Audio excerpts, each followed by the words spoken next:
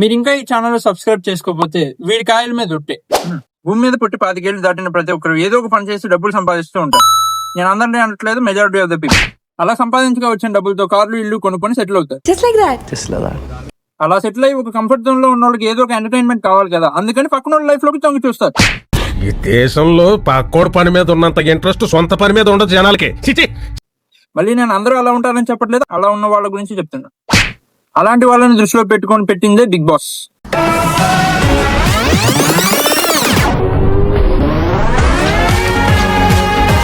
ఇందులో ఇంతకు ముందు ఫిల్మ్ ఇండస్ట్రీలో నలిగిపోతున్న వాళ్ళని తెచ్చి ఆడించేవారు. ఆ తర్వాత కామన్ మ్యాన్ డెవలప్మెంట్ స్కీమ్ కింద సోషల్ మీడియాలో క్రింజ్ చేసే వాళ్ళందరినీ తీసుకొచ్చి ఆడించేవారు. సంస్కారహీనులు. ఇదే ప్రక్రియలో బిగ్ బాస్ లో తన ఐడెంట్లకు పెట్టింది రమ్య మోక్ష అక్క ఆగమనం టిక్ టాక్ తో మొదలైంది.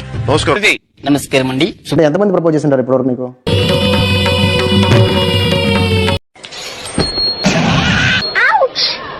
రే రే చాలా పాపం రా రే. Don't fusak the fusak. If you fusak the fusak, fusak fusaks you. I am not the fusak. I am kasak. అప్పుడు అక్క ఫేమ్ పైకి లేచే లోపే టిక్ టాక్ ఎగిరిపోయింది. అక్క చీకటికి వెలుగు తగిలింది ఇన్స్టాగ్రామ్ లోనే. అక్క ఎక్స్పోజింగ్ రీల్స్ చూసి ఒక్కొక్కడు తెగ సొంగ కార్చుకునేవాడు. కొంతమంది డబుల్ మీనింగ్ కామెంట్లు కూడా పెట్టేవాడు. ఆ కామెంట్లకి రిప్లైగా అక్క జిమ్ రీల్స్ పెట్టేది.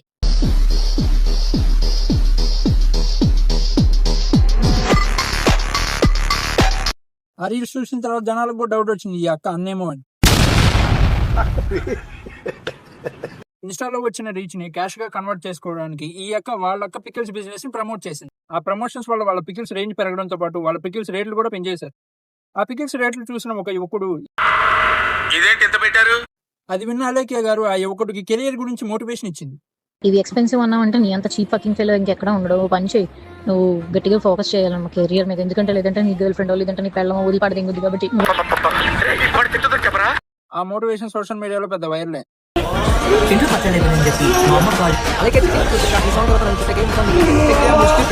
నేను గట్టిగా ఫోకస్ చేయాలి కెరియర్ మీద. ఎందుకంటే లేదు నేను ఫస్ట్ ఆఫ్ ఆల్ రమ్య నీకు ఎన్నిసార్లు చెప్పాలి రమ్య అండ్ సుమచెల్లి నీకు కూడా చెప్తాను. నేను ఏం చెప్పాను కాల్లో, మీరు నాకు కాల్ చేసి నాకు ఏం మాట్లాడారు? వీడెవడో ఓవరాక్షన్ చేస్తున్నాడు, చైల్డ్ ఆర్టిస్టా? బయట మనం ఏదైనా చెత్త పనులు చేయడం వల్ల మనల్ని ఎవరైనా తిడితే మనం డిప్రెషన్ లోకి వెళ్తాం. కానీ సోషల్ మీడియాలో మనం చెత్త పనులు చేసి మనం ట్రోల్ అయితే కెరియర్ లో ఇంకా పైకి వెళ్తాం. అక్క ఆ తర్వాత సోషల్ మీడియా నుంచి ముందు మూవీ ఇండస్ట్రీకి వెళ్ళింది, దాని తర్వాత బిగ్ బాస్ కి వెళ్ళింది.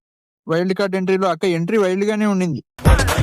ఎవడు పడితే వాడు రావడానికి, ఎప్పుడు పడితే అప్పుడు పోవడానికి ఇదేమైనా పశువుల దొడ్డ? ఇది రమ్య మోక్ష అడ్డ. అక్క ఎంట్రీలో ఉన్న వైల్డ్నెస్ గేమ్ లో లేకపోవడం వల్ల 2 వారాలకి పంపించేశారు. ఏంటి గారు ఎంత పని జరిగింది? మహా దుర్మార్గులు అందరూ కలిసి మిమ్మల్ని ఈ స్థితికి తీసుకొచ్చి. ఈ అక్క వాళ్ళ అక్కల గురించి మీకు చెప్పాలి. రమ్య అక్క బిగ్ బాస్ లో ఉన్నప్పుడు వాళ్ళ అక్క చెల్లెళ్ళు చేసిన పిఆర్ అంతా ఇంత కాదు. We all expected that Ramya Moksha would be in the nominations the second week she entered the house. This is not new to us. ఇది చాలా క్రూషియల్ టైం. మీ ఓటు బిగ్ బాస్ రమ్య మోక్షకి చాలా అవసరం.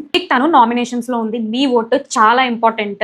మేము ఎగ్జిస్టింగ్ ఫ్యాన్ బేస్ తో లోపలికి వెళ్ళలేదు, 100% నెగిటివిటీతో వెళ్ళాం. అక్క బయట ఉన్నప్పుడు కంటే లోపల ఉన్నప్పుడు నెగిటివిటీ ఇంకా ఎక్కువ అంటగా అనుకున్నారు. అసలు చెప్పాలంటే వైల్డ్ కార్డ్ ఎంట్రీలో రమ్య మోక్ష బిగ్ బాస్ హౌస్ కి వెళ్ళిన తర్వాతే మన ఆడియన్స్ అందరికి ఇంకొంచెం ఉత్సాహం పెరగడం మొదలెట్టింది. అసలు చెప్పాలంటే రమ్య మోక్ష బిగ్ బాస్ ఆడుతుందని కూడా మాకు ఎవరికి తెలియదు. రమ్య మోక్ష బిగ్ బాస్ హౌస్ లో ఉంటే ఇక్కడ మనందరికి ఎంటర్టైన్మెంట్ కి కొదవే ఉండదు. రమ్య మోక్ష బిగ్ బాస్ లో ఉంటే నిద్రపోవడానికి నిద్ర మాత్రలు కూడా అవసరం లేదు. మనం అందరం తప్పకుండా రమ్య మోక్షకి ఓట్ చేసి ఎలా అయినా తన నామినేషన్స్ నుంచి సేవ్ చేయాలి. Ramya, you are eliminated. We all expected that Ramya Moksha would be in the nominations the second week. ఇది చాలా క్రూషియల్ టైం. మీ vote big boss Ramya Moksha. నేను మీ సుమేటాక్ Suma, big boss Telugu season 9 contestant Ramya Moksha వాళ్ళ అక్కని. ఈ వీక్ తను అక్కకి అసలు బిగ్ బాస్ ఆఫర్ ఇవ్వడం ఎక్కువ అంటే బయటకు వచ్చిన తర్వాత బిగ్ బాస్ మీద ఎలిగేషన్స్ వేస్తుంది. అది ఎందుకో నాకు అర్థం కాలేదు.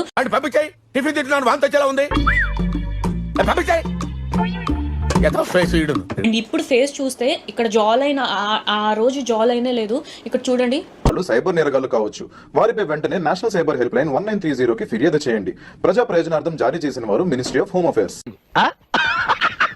లోపల హౌస్ లో కూడా చాలా బాగా మంచి సిచ్యువేషన్స్ ఉన్నాయి. అవేమి కూడా వీళ్ళు చూపించలేదు. నెగిటివ్ 1-2 మాటలు అది మాత్రమే చూపించారు. నీకు కావాల్సింది చూపించడానికి బిగ్ బాస్ వాళ్ళు నేను తీసుకోరాక, వాళ్ళకి కావాల్సింది చూపించుకోవడానికి తీసుకుంటారు. ఇలా అవుతాయని నేను అనుకోలేదు. వీడియో నచ్చినట్టయితే సబ్స్క్రైబ్ టు అపరిచిత.